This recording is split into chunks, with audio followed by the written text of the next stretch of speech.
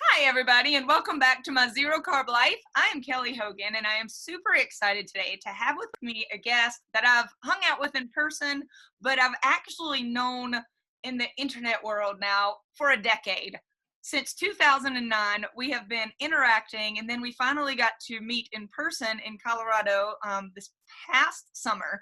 But I'm going to tell you that Amber O'Hearn has published papers on theoretical math, computer science, computational linguistics, cognitive psychology, evolution, and ketogenic diets. Amber O'Hearn is a brainiac, is what I'm trying to say. And I've asked her to bring it down to my level because I try to keep it kind of like every man's carnivore. But I can't even tell y'all how excited I am. Hi, Amber. How are you? I'm so glad to be here, Kelly. And yeah, we go way, way back. I mean, there was a long time when there was nothing much going on in the carnivore world. We were all just happily eating meat, and then suddenly the world found out about it, and and that has brought us back together. And I think that's really awesome. Yes. So I first came in October of 2009 to Zeroing In on Health. And I think you had already been there for a while. And I don't know, it maybe took me just a little while to like at the very end of 2009 until we really started interacting. But that seems like a lifetime ago now. Yeah. Yeah, I started on that forum in January of 2009, and then um, if you've heard me tell my story, and you would know anyway, but I got pregnant that year and I didn't stay fully zero carb carnivore during the pregnancy. And so I wasn't really fully back on board physically. I was on board mentally all the way, but I was back on board physically around the end of October 2009. So we're basically twinsies here. Uh, I know I've always felt this kindred spirit with you. And when we met in person, it was like, oh, I knew I loved you. Likewise. So, Amber, we're going to touch on a subject that I feel like everyone is talking about right now. And I almost hesitate to do it because it's like, okay, here comes another fat versus protein, macro, lean, protein, fat. And it's like, oh, it's what's being talked about so much. And that's not new. We were talking about it in 2009, right? Absolutely. Yeah. And it's not even no new with the carnivore world. It's been protein wars have been a thing in the keto world since long before I came to it. And I was keto for a dozen years before I was carnivore. So yeah, it has a long, long history. Um, but it seems to come up over and over again, I think, because I think for two reasons. One is that the science really isn't settled and there are good arguments for one and the other. And also people are different. So people like to generalize from their own experience. They say, you know, this is what worked for me. That means it must be the thing that everybody needs. And that lacks a bit of nuance. So you and I have been listening to and sharing some common podcasts and stuff like, hey, listen to this one about fat versus protein, listen to this one. Oh my gosh, it's all over the place. I Yeah. mean, like I can listen to one really intelligent podcast and I try to listen as somebody who's really new, who doesn't know exactly what to eat. By this point, I'm not really looking to figure out how to eat. I've been doing this. I know what works for me. I'm just going to keep doing that forever Yes. and ever until it were to stop working for me. I'm not looking for something new for myself, but there are people who start carnivore. Let's throw this out there. Some people start carnivore. They don't ever have to really think that much about what kind of meat they're eating, right? Mm-hmm. Yet we see some people who just succeed on just that whole eat meat, drink water. And I think you and I have definitely had years worth of that ourselves. Absolutely. Absolutely. I mean, I've had some health struggles over the past couple years, but my diet it wasn't triggered by a change in diet. And my diet before that for like at least 8 years was pretty much, I ate as much meat as I wanted when I wanted. And I got really good at figuring out what hunger was and just trusting my body to tell me when I wanted more fat, for example, or when I wanted more protein. And I never tried to manage that in a prescribed way. And doing that, I lost 60 pounds. I was the best health of my entire life. And so, there's this point where if someone had told me that, some people would do better to add a lot more fat or to scale back the fat, I would have said, you know what, that's just crazy, because all you have to do is get in tune with your body and stop trying to manage everything from the outside. And for the most part, I really do think that's still true. I think there may be some special cases, but trying to manage things from the outside is really counter to believing in the your body as an organism that's made to work, right? Like no other animal on earth has to try to plan what food they have to eat. They get hungry for that food and it works out. So what part of your journey made you start looking into this more carefully? Not just everybody eat as much meat and water as you want, follow your gut. Which is still what you say is like you just said is the basics of what you still think is true. But did something in your own journey start to make you think, let's look into this deeper? Well, yes and no. The main reason that I got more interested in this kind of macro management, which I was really against for a long time, is from hearing other people's stories, actually. And I was actually very influenced by the clinic in Hungary that used to be called Paleomedicina, and now they've changed their name to ICMNI, and I'm going to not remember exactly what it stands for. But they do a all meat plant-based diet, or plant-free diet I should say, Okay. to treat patients who are very sick with a variety of diseases, especially autoimmune but not restricted to. Although, as an aside, the number of diseases that might actually have an autoimmune component might be bigger than we actually think. But anyway, their approach, not only is it all meat, plant-free, but they are very strongly of the opinion that for it to work the best that it's going to work, it has to be highly ketogenic. So they're taking this 80% by calorie ratio, or 2 to 1 if you're going to talk in grams, um, to be therapeutic and as an essential component of the treatment of their patients.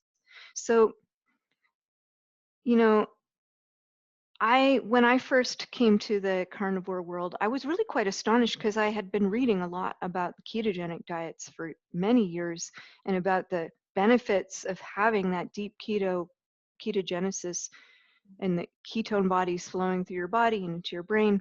And I do still think that there are enormous benefits to that.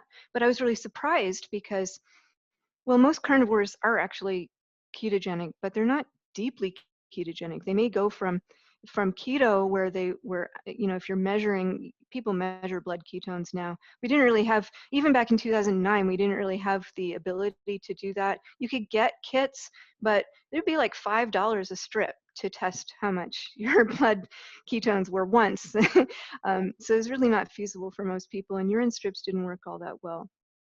But most people who are on a carnivore diet, they're naturally going to be ketogenic to some degree, because even when you think about a carnivore diet that's not specifically targeted to be high fat, it's still going to be more fat than protein. It's still going to be mostly fat, even if you're just eating regular sort of medium fatty meat, if you would say, right? So, but what surprised me was that some people would drop to very low levels of ketosis, just barely in ketosis, or sometimes even not in ketosis, and they would still get more benefit from eliminating plants than they ever did from a ketogenic diet. And that blew my mind.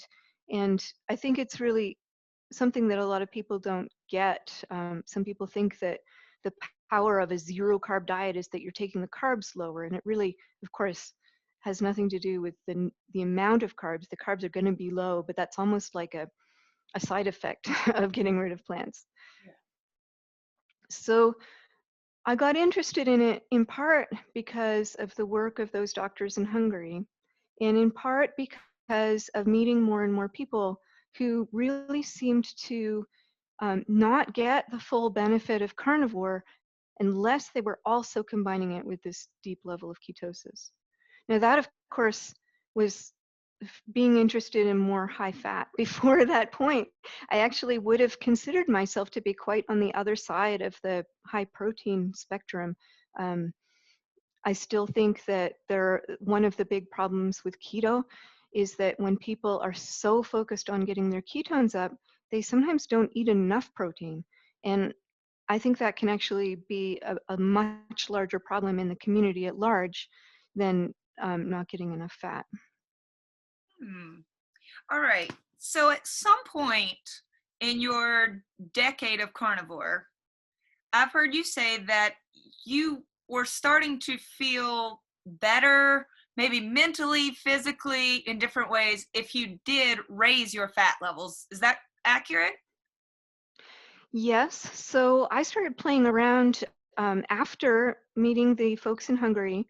I Uh-huh. actually got to visit them and got to eat the way they ate. It's surprisingly difficult to get really high fat on carnivore because you're not drowning your salad in oil. So you've got to just eat, plain animal fat. And that is not something that we in here in this part of the world, and probably not in a lot of Europe either, we cut all the fat off of our meat. And so even if the meat is kind of marbled and fatty, the most of the meat that we eat doesn't have big chunks of just plain fat on it. So I did start playing around with that, and to be fully honest and have full disclosure, I gained a lot of weight in the last couple of years, and I don't completely understand why. I changed environments. I had maybe some different environmental exposures. I had 2 really bad bacterial infections from food poisoning. One of them was salmonella, and it was just dastardly. I highly recommend against getting salmonella. And it took a long time to recover from that. So it was like a couple weeks of being really, really sick. But then even after that, I never really regained my normal constitution, my normal digestive process for many, many, many months. And it was after that period that I gained even more weight and very, very rapidly. And I still don't know why. Maybe it had something to do with gut damage from salmonella. Maybe it was something completely different. But in any case, that's when it kind of got personal, and I thought, well, maybe I should be playing around with different ways of eating. And I did find when I go to the effort to eat very high fat carnivore, not only do I begin to lose weight more quickly, but my mood is absolutely incredibly better. And I think my mood was always very good on carnivore before, but over that year, I think it deteriorated in such a gradual way that I hadn't quite realized how much it affected me until I got back into that ketogenic zone. And then I would find myself literally skipping around and being cheery the way that I kind of consider myself normally to be. But I do find that eating very high fat can be difficult to sustain. Because as soon as it's almost like people Amber, describe falling off the so wagon. sorry, Amber. I just wanted to say. I know, love. Here, you say hi, Amber. Hi. This is Annie. Hi, Annie. Nice to see you. Thanks. All right, little boo, could you take your cup of water and go shut that door, and you go back upstairs, okay? Does it have water in it? Well, you can get some from Daddy. You should be upstairs. Lovely. I had someone come to the door too, but we made eye contact and he went his own way. Oh, trust me, I was trying really hard. Thanks, Annie. Shut the door for me. Okay. All right. I So don't know it's what minutes we were on, but I know what I was saying. okay. So it can be really hard to sustain, and I think it maybe just takes a little practice. And I think it's almost like I've heard people say that they have a hard time staying on a low carb diet because they keep falling off the wagon.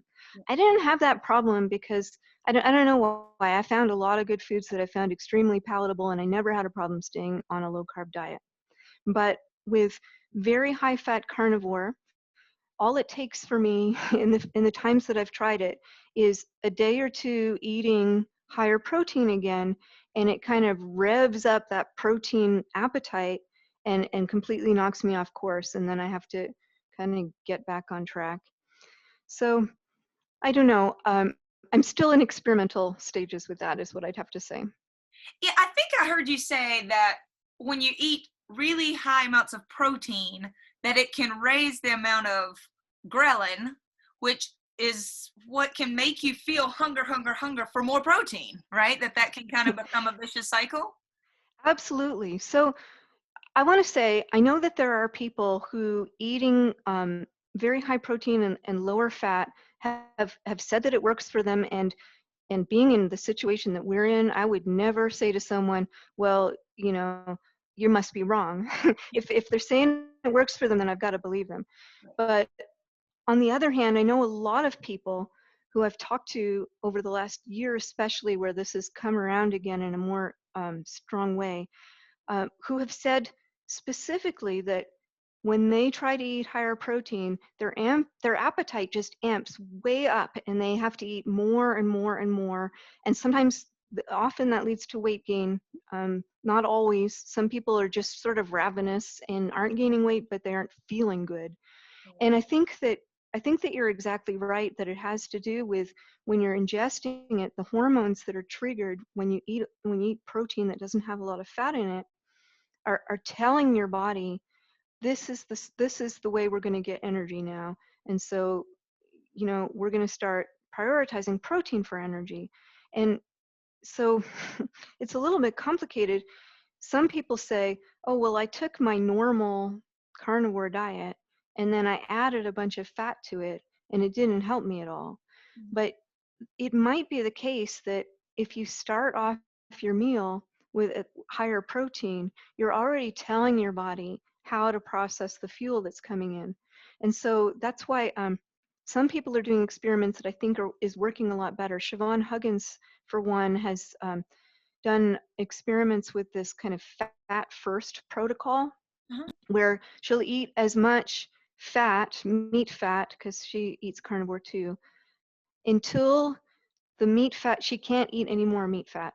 And then there's like this second hunger, which is for protein, and she'll eat as much protein as she wants, or just like higher protein, so more like regular meat. And when she does it that way, the total amount of protein that she eats, it goes down, and her whole appetite goes down, and the volume of food that she eats goes down. So I think, there's more to it than just throwing fat on top of what you're already eating to get that result, because of your body, the signals that you're telling your body as the food's coming in. As a science person, could you say that you have seen some science that would support the idea of eating more fat on a carnivore diet? And have you also seen science, because I feel like I've also watched some videos where it sounds like science is also supporting the idea of a lower fat diet. Do you know what I mean? Where sometimes I feel like I've heard a scientific explanation for both ways. Yeah. So I wouldn't say that exactly. I would say that the science, as far as I've seen it, seems to support for weight loss, if we're talking about weight loss. Yeah. Seems to support higher fat.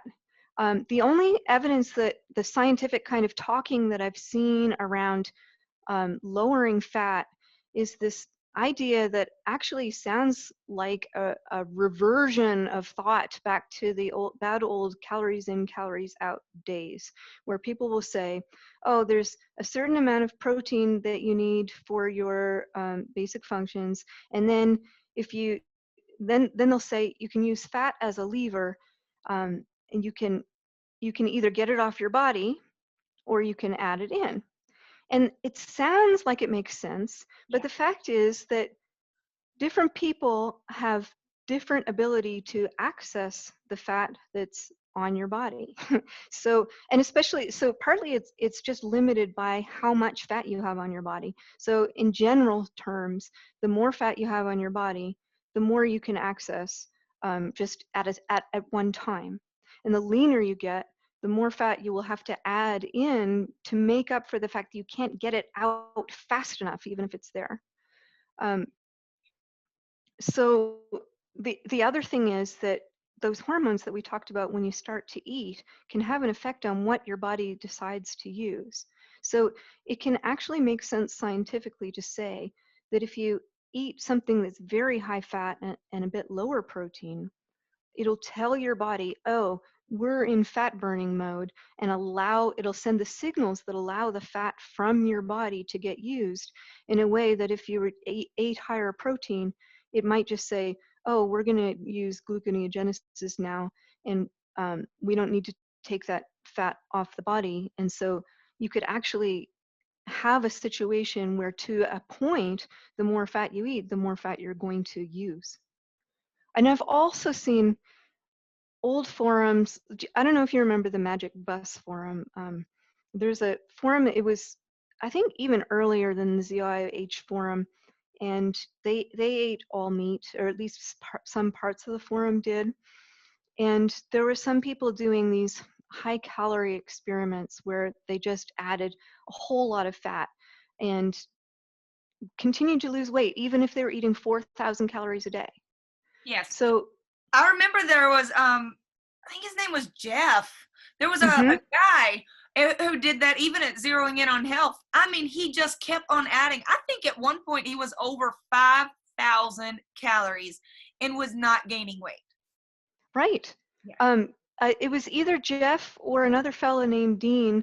I know they both did similar experiments. One of them was actually losing weight at that rate of calories.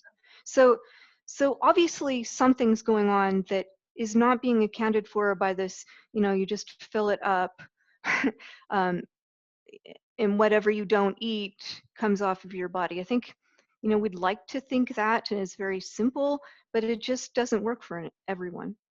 On the other hand, we have a lot of this anthropological data from hunter-gatherer societies where we've seen, or explorers, Arctic explorers, who have come up against this phenomenon called rabbit starvation, which is if all your food that you can access is not high enough in energy, your body starts trying to get energy. It can only get so much from the protein before it starts to be detrimental. And what is described is this intense fat hunger. Now, of course, your body's going to get depleted of fat before that starts to happen, but the more metabolically healthy you are, the more you have access to the fat that's on your body. And the leaner you are, the more limited that access is. So some people say, oh, rabbit starvation only happens in lean people. So if you're overweight, you would be crazy to think that you would get rabbit starvation from protein, because they're thinking it's right there on your body, so you should be able to get it. But the fact is that people can't. And so, you can't just repeat it over and over again and make it true. All right, so I'm going to tell you where I am on this debate. For me personally, it's very day to day. And I know I've said this before. I wake up in the morning and I have days where I crave fat. It's like I know it from the minute I look in the fridge. I've got this tub of bacon fat. If I look at that tub and it looks appealing to me, it's just going to be I want some fat kind of day. And I'll put it on my burgers. I'll eat this fat on the steak first. I just want fat that day. And then I have days where really the sight of that bacon fat in my fridge almost makes me sick just to even think about it. I do not want it on there at all. It's the exact same tub. It's just that my body, I'm pretty in tune with what I want every day. So that's where I am. That, I think, Kelly, is a perfect description of the zero carb zen, really. This is why, I think we get a lot of criticism for advocating for a way of eating where you just eat as much as you want. Of course, it doesn't solve every person's problems, but there are a lot of pros about having a way of life that does that. One of them is just, it's easier. Like, who wants to have to calculate everything they're eating? Right. But the other thing I think is that it really puts the control back where it should be, which is in your appetite regulation, right? Yeah. And if you when you start to do that, you start to actually develop an ability to tell the difference between fat hunger and protein hunger, which is something that I've never even heard of outside of the carnivore community, actually. And maybe not everyone even says it in words, but it's just like you said, like some days you just know um, you really have a craving for the higher fat, or you really have a craving for the leaner meat. And some days you're really, really hungry and you eat 3 steaks, and some days you're not all that hungry and you have like an egg and some bacon and you're good. And I think it's so valuable to develop this trusting relationship with your body, and your relationship to food, that I think it would be a big mistake to start imposing ideas from the outside before finding out that letting your body handle it isn't going to work, because I think for the majority of people it really is. Yeah, that was beautifully said. I like that. I Thank do you. think that we do the zeroing in on health community and the long-time carnivores who have this eat meat, drink water, simplistic sounding view catch a little bit of flack by people who I know they're trying to solve problems, and so they'll sometimes say, well, that doesn't work for everybody. Like, we know that. We know that just my approach of the exact macros that I'm eating may not work for you and may not work for Mary and Sam. We know Yeah. that. We know it's complicated. In fact, we know that it's so complicated that we would never set out to put a ratio on that. Like, Right. Let alone one that is making claims about it being, this is what you do if you have fat to lose, and this is what you do if you don't have fat to lose, because frankly I've seen people lose better one way or the other, and or at different times in their life, or at different times in their age span. yes, I'm going to be talking to Dana in 2 days from now. Dana Spencer. Awesome. She's gonna talk about how for several periods of several years of carnivore, a certain way she ate, and then it's like her body changed what it was asking for. She would never go on record now saying, now for sure, a carnivore needs to eat this amount of fat and this amount of lean, because even for her own body that changed. Right. So for me to be so naive that I'm going to now describe or prescribe for all other carnivores the amount of fat that they should be eating when I don't know their health history, their autoimmune disorders. I don't know if they've starved themselves in the past or if they've come from keto where they had tons of fat in the past. There's so much there that I don't know, that when somebody says what percentage of my calories should be fat, it's like, oh, that's a deep question right there. Surely. The other thing that harkens back, I think, to those days that I think we might have lost in the newer craze of carnivore is this focus on health, not just weight. Now, obviously, if you've got excess fat, that's usually an indication of a health problem. But that doesn't mean that that targeting weight loss is the best way to target your health problems. And I think you know from a very personal level that sometimes your body needs to actually build before it can release. Um, there are other people I know who seem to lose, seems to have lost their weight in kind of phases where some people would say, oh, you're having a stall, you have to like do something different, not feed yourself as much, or you know, change things up, when actually the stall might just represent a time where your body is focusing on doing something that's not allowing your weight to come off.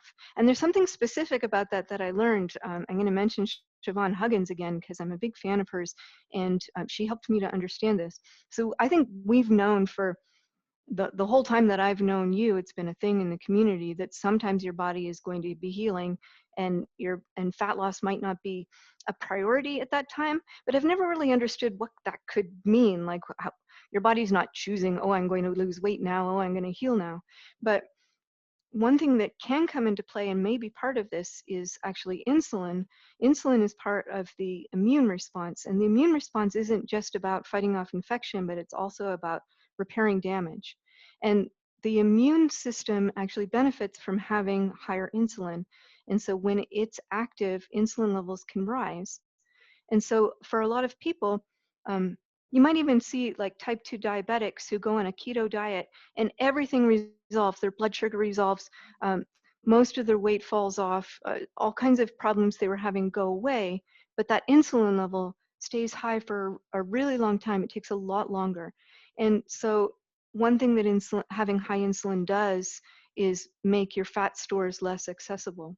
And so if you happen to be healing something, it seems to me quite plausible that your body won't be able to allow your insulin levels to get low enough to release fat while it's doing that.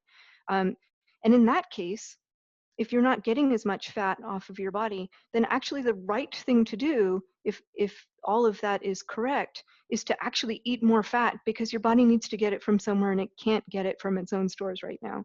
So that may be one component of what's actually happening under the hood in these stalls, and they aren't necessarily something that you should be trying to fight, even though I know from a personal level how much we want to look our best and have reflected on the outside the beautiful people that we are on the inside. Yeah, it is hard to wait it out. And I did gain weight when I first started carnivore because I think I was just really hungry. I had not eaten well in a while, at least a couple of years. I was really low calorie, very low fat. And I think my body was just craving fat so much. And at some point, about 6 months after this crazy feeding frenzy of very high fat, my body did sort of like relax, where it was like, oh, okay, I don't feel like panic to eat right now, and everything doesn't have to be just covered in straight up fat.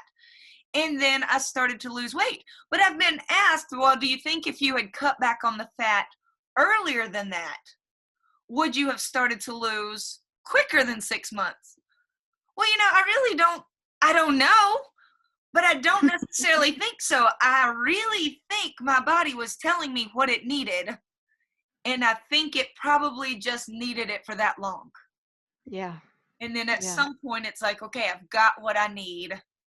And it sort of felt like my body was, I know this is so not science, but it felt like, I trust you. I'll relax now. We're going to eat. You're not going to starve me anymore. And it just felt like an ease settled in.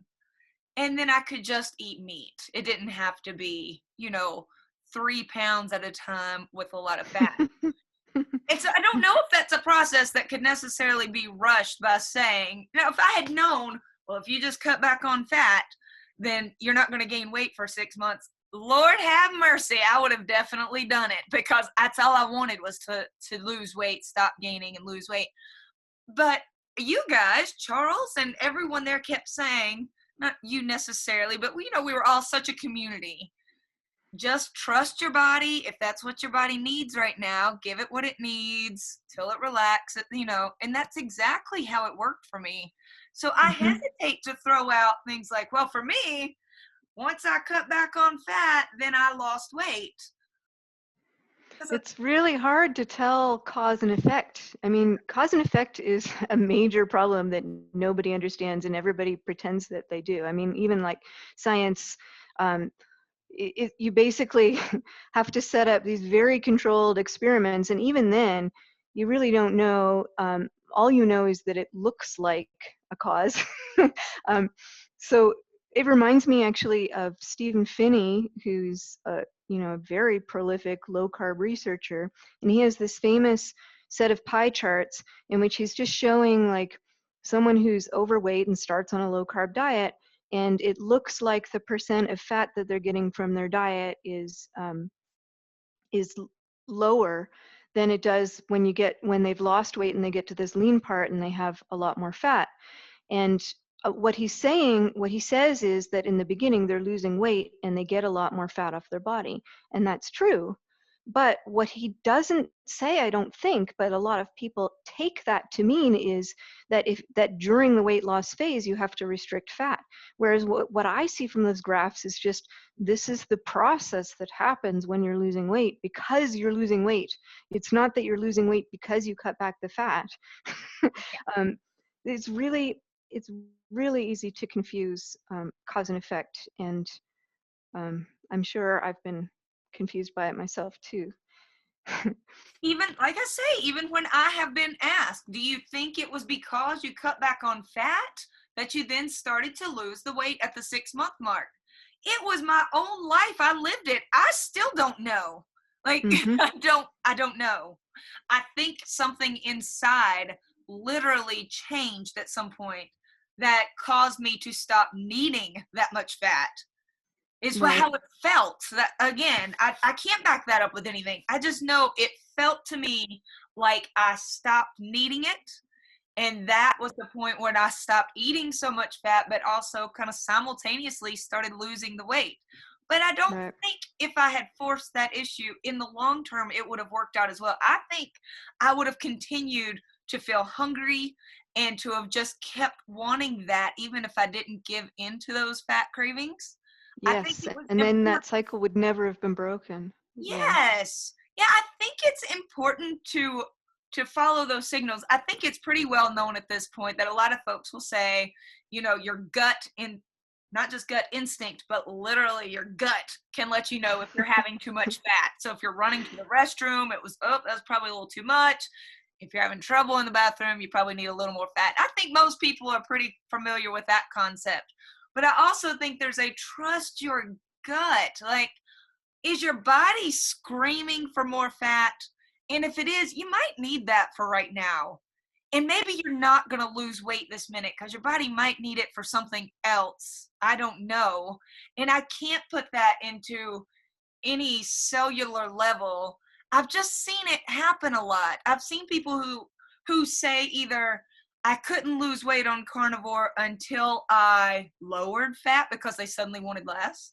And then I've seen a lot of people say I couldn't lose weight on carnivore till I upped my fat because they started wanting more. I've Mhm. just watched it, and you have too. I've watched it go so both ways that I think it is just really important to put it out into the universe that there isn't one set prescribed ratio. And if there was, I would be the first to make an episode saying something other than eat meat, drink water. I would love to throw that one out there. Like, that would be breaking news if somebody really did have that figured out.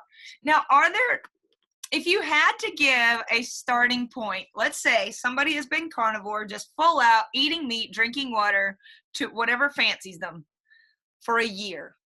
So they've given it a year, and they're not getting the results they want, either mental clarity or physically not feeling well or weight loss. They're just not seeing what they want to see. How would they go about even figuring out what percentage of fat versus protein they're eating in the first place? It's complicated, isn't it? It can be a little complicated, especially because people talk about it in different ways. So if you really want to try the 2-to-1 protocol that they do in Hungary, and it's gotten a little more popular around here too. Some people call it Keto AF, which it stands for Keto Animal Foods. I like that.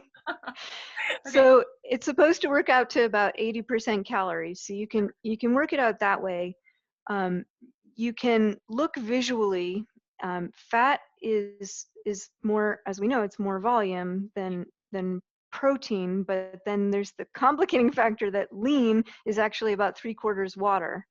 So if you balance it out, if you look at like a piece of meat and it's about half fat, Okay. then that's about 2-to-1 fat.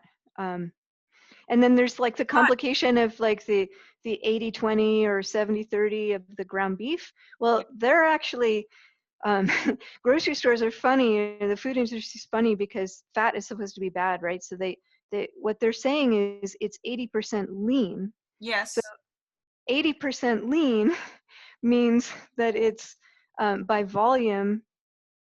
Sorry, I said something wrong. It shouldn't be half fat on the steak. It should be about a third fat. So Okay. if you have 80% lean, that means that only about a quarter of that is protein. So say you had 100 grams of 80-20. Okay. That would mean you had 80 grams of lean, which is only about 20 grams of protein, but the 20 grams of fat is all fat, and that's about 1-to-1. Okay. See how complicated it is? It's like with the milk, right? You like the high fat, like whole milk. Yes. It's 4%. It's not really 4% by calorie milk. It's 4% or fat. It's 4% by like weight. But it's all water, right? So it's a ridiculous way to sell it, but that's the way they do it. So Okay. if you want 2-to-1, you actually want like 70-30. So 70-30 ground beef in the grocery store, even though it says 70% lean, 30%, that's calorie-wise closer to like 80% calories from fat. Yes, yeah. Okay. Well, I don't know why you people at home are confused by that at all. Okay. It's very tricky. Yeah. Yeah. All right. So if someone is struggling, maybe they could look at what they're eating. And if they feel like it's higher than 80%, can we throw 80% out there? If it's higher than 80% calories coming from fat, I don't know. I've heard some people say that if that's not working, you're already higher than 80, then maybe they could scale it back. And if they're a lot less than 80, maybe they could scale the fat up. Do you think that's solid advice? Do we even want to get that specific? Well, it might depend on what they're suffering from. So where I've seen the best results in the very high fat is people who have like gut issues, like Crohn's or other kinds of unresolved distress in the gut, and mood issues where the ketosis part can come into play really importantly, and really stubborn obesity, like morbidly obese individuals. I've heard from some of them that they really didn't get it going until they were higher fat.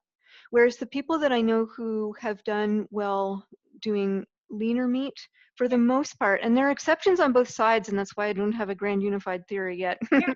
But most of the people who I know who have done really well on lean are very athletic.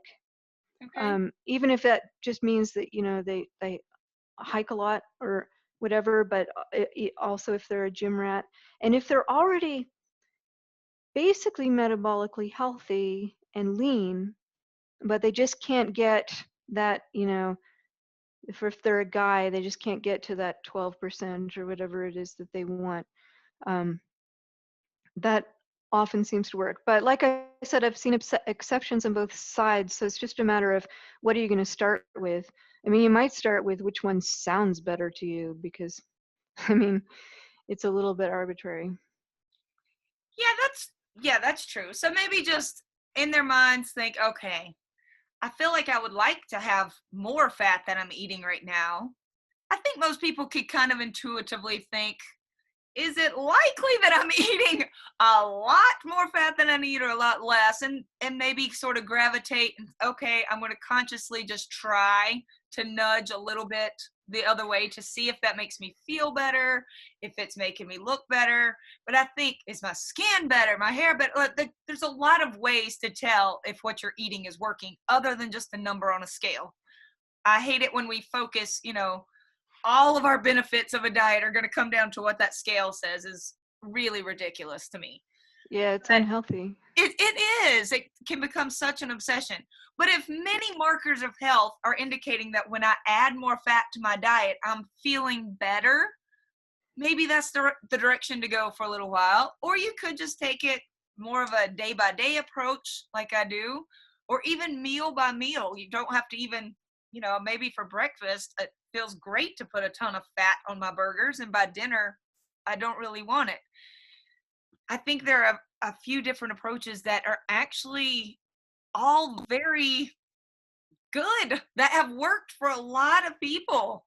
And so I think that's the message here today, Amber, is that no one really knows, and you are going to have to try it out for yourself.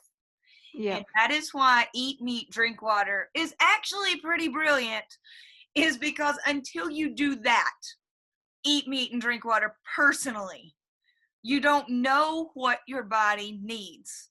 You can't feel it out. You can't add a little more or take away, more fat, less fat, until you have that base starting point.